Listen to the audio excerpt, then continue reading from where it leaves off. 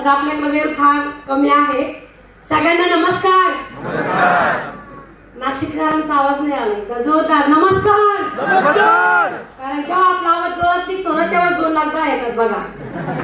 जोपर्यंत आपण आळस थकवा सगळ्यांना कधी ऐकायचं कधी जायचं हे जर डोक्यात असतं तो 2 लाख येत नाही. पुन्हा एकदा जोरदार नमस्कार. नवीन व्यक्तीसाठी ओळख करून देईल. नाव माझं जयश्री रमेश बोंद्रे.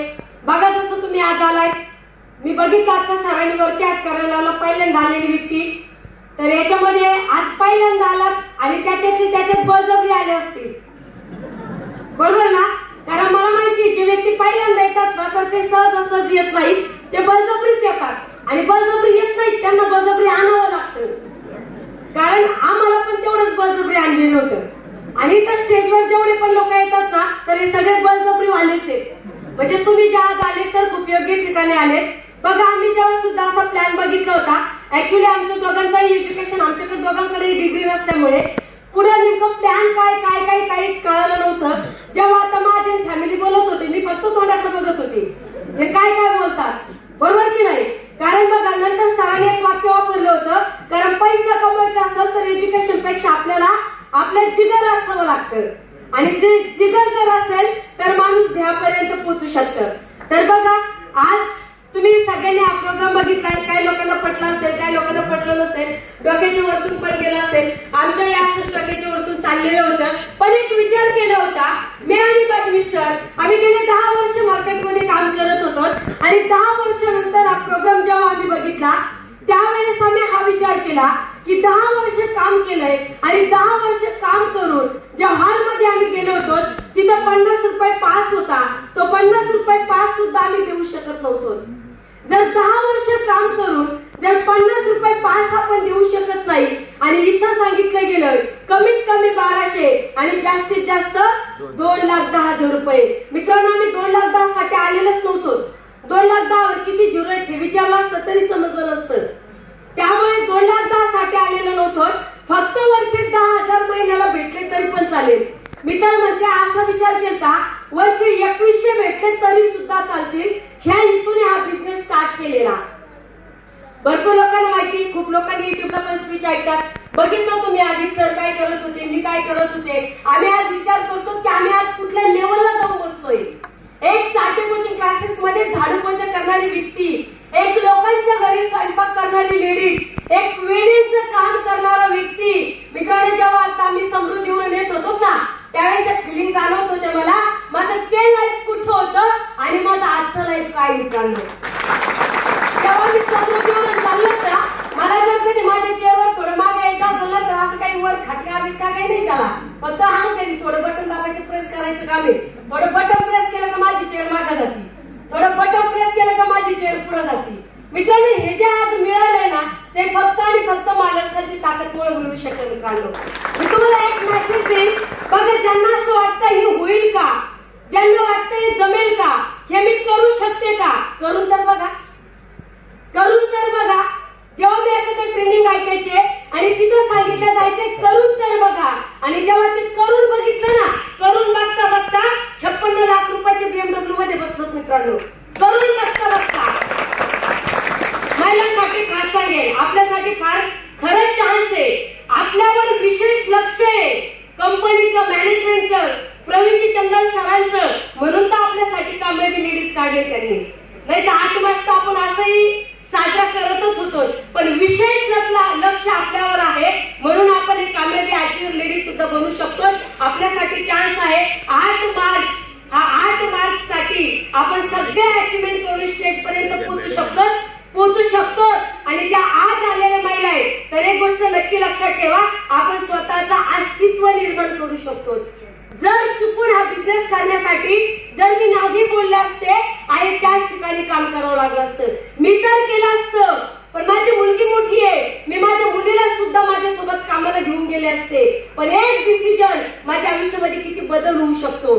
काल मी कुठं होते, हिंगोली, इथून 500 किलोमीटर असेल हिंगोली. मी रात्री 12:30ला घरी आले आणि आम्ही 12:30-1 वाजता तरी इथं पोहोचलो. आज माझ्याकडे चांगली प्रीमियम गाडी म्हणून आम्ही पोहोचू शकलो. ब्रेझानी सुद्धा आज आम्हाला यायला उशीर झाला असता पण पोहोचू शकतो तर एका डिसिजनमुळे.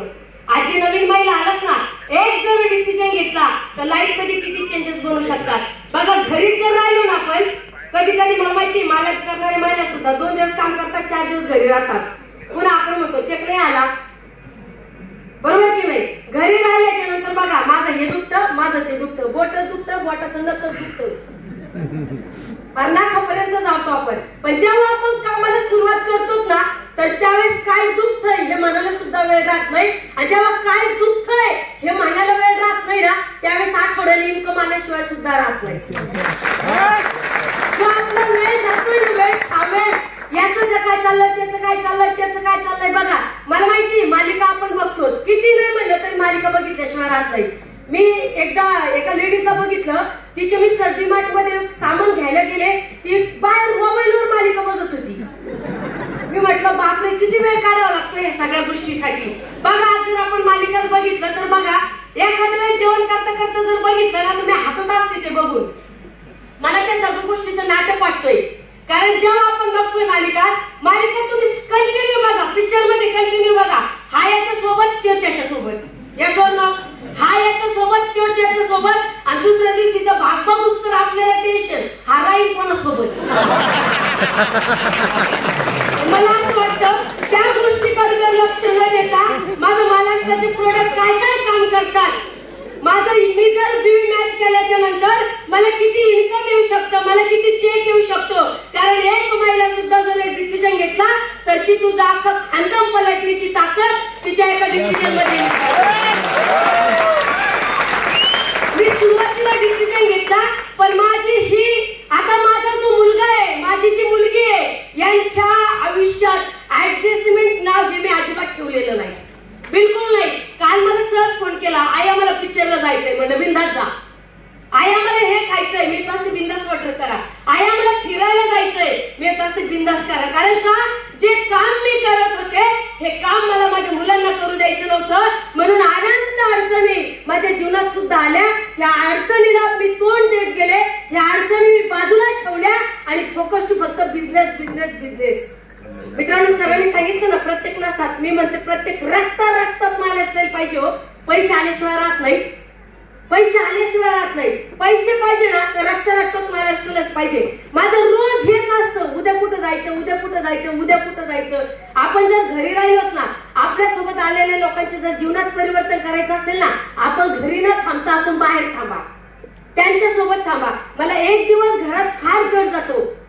जर कधी मी बोलले सरला, जर कधी एखादा शब्द बोलायला लागले ना घरी राहून, ते मला म्हणत असते आवड लवकर आपल्याला जायचं फिरवर. कारण त्यांना माहिती माझं तोंड पण बंद होऊ शकतं. लोक मला म्हणतात तुम्ही एवढं बडबड करता, तुमचं डोकं दुखत नाही का. माझी आई तुम्हाला म्हणते काय बडबड करते बाई. माझ्या घरी आली का ती मला म्हणते काय बडबड करते. माझी बाई म्हणत असते काय कंटिन्यू फोन फोन फोन सारखी बडबडच करते का. त्या मला म्हणतात बडबड एवढं करते, तुझं डोकं नाही दुखत का. मी म्हणलं बडबड नाही केलं तर डोकं दुखतं, म्हणून मी बडबड करते. कारण बडबड करून जर पैसे असेल करायला पाहिजे की नाही करायला पाहिजे. जर महाराष्ट्र जर आपल्या हातात नसते, आपण याचा त्याचा विचार केला असता, गावातल्या शेजारच्या लोकांचा सगळ्यांचा. आज आपण महाराष्ट्रामध्ये आलो, आपण आपल्या परिवाराचा विचार करतोय आणि जे लोक आपल्या सोबत आले त्यांचा सुद्धा आपण चांगला विचार करतोय. म्हणून नक्की 100% आपण बडबड पण केली पाहिजे. फक्त यश आणि वाईपट नाही, फक्त महाराष्ट्र बद्दल बोलायचा नाही तर म्हणतात मॅडम मला बडबड करायची. हा, तर जर मालक बद्दल जर बोललो तर आमच्यासारखं, कारण बघा मित्रांनो, बिझनेस मध्ये स्टार्ट केलं होतं आम्ही, तेव्हा आमच्याकडे सायकल होती. सायकल पासून नंतर आम्ही एकाच वर्षामध्ये, बघा ज्या दिवशी मी महाराष्ट्र चालू केली एकाच वर्षामध्ये मी इंडिका विस्टा घेतली. नंतर आज माझ्याकडे 12 लाख रुपयाची वेटारा ब्रेज आहे आणि जी गाडी आज व्हायच्या बाहेर उभा आहे, ज्या गाडीची किंमत आहे 56 लाख रुपये, ज्या गाडीचा नंबर आहे 7500, कारण मी सगळ्यांनी 7000 ब्रँड गाडीचे नंबर 7500 घेतले. तर आज ही गाडी सुद्धा व्हायच्या बाहेर उभा आहे. जे माझ्या बाबतीत होत आहे 100% सांगेल, येणाऱ्या प्रत्येक व्यक्तीच्या बाबतीत झाल्याशिवाय राहणार नाही. तुम्हाला सगळ्यांना बिझनेस मध्ये येण्यासाठी शुभेच्छा देईल. आणि ज्या व्यक्तीने आज मला इथपर्यंत तुमच्या समोर बोलण्याचा चान्स दिला, तुमच्या समोर बोलण्याची संधी दिली, मित्रांनो खरंच आज सरांचं जर शेअरिंग ऐकायचं असेल तर आम्हाला नाशिकला यावं लागतं. कारण सर आम्हाला जीटीएस मध्ये कधीच भेटत नाही. आम्हाला शेअरिंगच ऐकायला भेटत नाही. आम्हाला जर सरांना ऐकायचं असेल तर आम्हाला सरांचं ट्रेनिंग ऐकावं लागतं. सरांना भेटण्यासाठी आम्हाला तरसावं लागतंय. सरांचा एक एक शब्द नियोजन प्लॅनिंग साठी आम्हाला 6-6 महिने वेळ लागतो मित्रांनो. आणि आज सर तुमच्यामध्ये आहे, तुम्ही खरंच भाग्यवान आहात. आणि आज ज्यांनी मला तुमच्या समोर बोलण्याचं योगदान दिलं तर मी सुद्धा खरंच भाग्यवान आहे. आणि डबल भाग्यवान याच्यासाठी आज आम्हाला जेवायला इन्व्हाइट केले होते.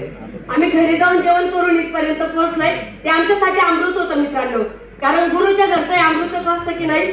यस मित्रांनो, तर खरंच अशा आपले सगळ्यांचे महागुरु किशोर चायरे सर यांना मी कोटी कोटी धन्यवाद देईल.